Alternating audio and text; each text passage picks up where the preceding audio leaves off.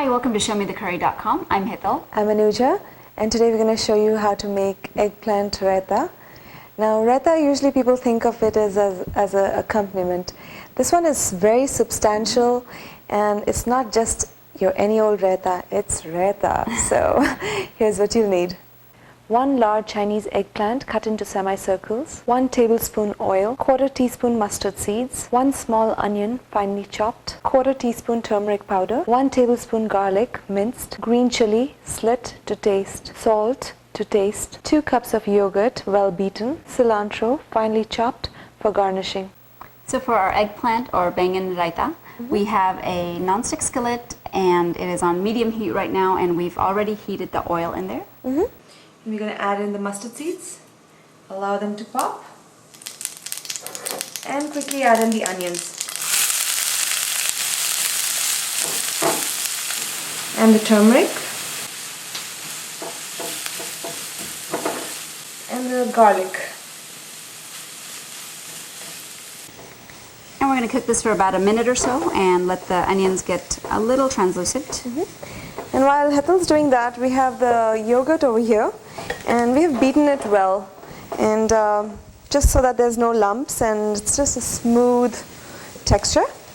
I'm going to salt this over here instead of salting that over there, so that way the eggplant doesn't let the water go. You can also add in the green chilies here. Also, at this point, you can turn up the heat to high, just so that the baingan or the eggplant doesn't wilt and become all mushy. It just holds its shape.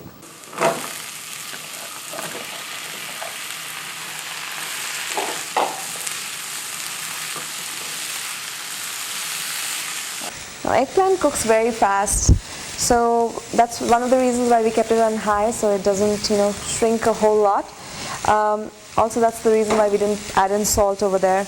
And we're just going to let it cook just so that the skin is soft enough to eat, and it's not very raw, but it doesn't have a raw taste and texture to it.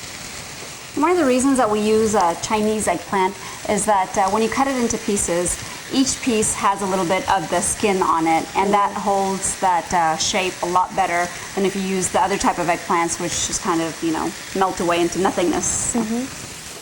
So our eggplant is looking really good. It's got a nice caramelization on there, and once it's like almost cooked, not all the way done, we can turn down the stove to a low, and we're going to cover it now, just so that it builds up a little bit of moisture and finishes cooking all the way through. Alright, it's been a couple of minutes. Let's have a look. Perfect. Yeah. So basically it's cooked, but not overcooked. You still want it to have hold its shape. And what we're going to do is turn off the stove and transfer it into another bowl. Now this is the bowl that we're going to be serving it in. Now the eggplant is off the stove, and it's we're going to salt it a little bit, just so that it get some salt inside it, and we're going to allow it to cool down and come down to room temperature before we mix it with the yogurt. And be sure you give it a good mix before you let it alone. Okay, the eggplant has cooled down. It's come down to room temperature, but you have to be very, very gentle with it. It's very fragile, so just take care of it. And what we're going to do is we're going to pour it into the yogurt.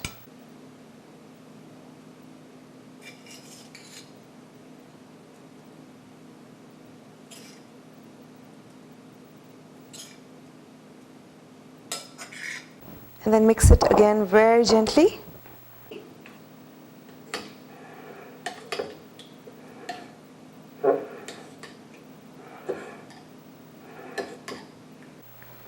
And again, the raita consistency is entirely up to you. If you want it more substantial, you can add more baingan or eggplant. Otherwise, you can keep it more of a raita and a more liquid consistency.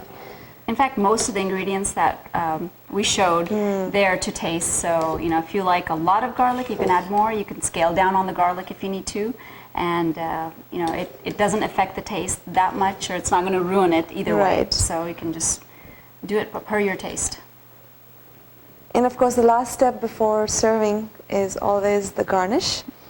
And I just put a little bit on top. Beautiful. And it's ready to enjoy. So enjoy your Baingan or eggplant raita and join us again on another episode of ShowMeTheCurry.com. Adding a pinch of spice to your life.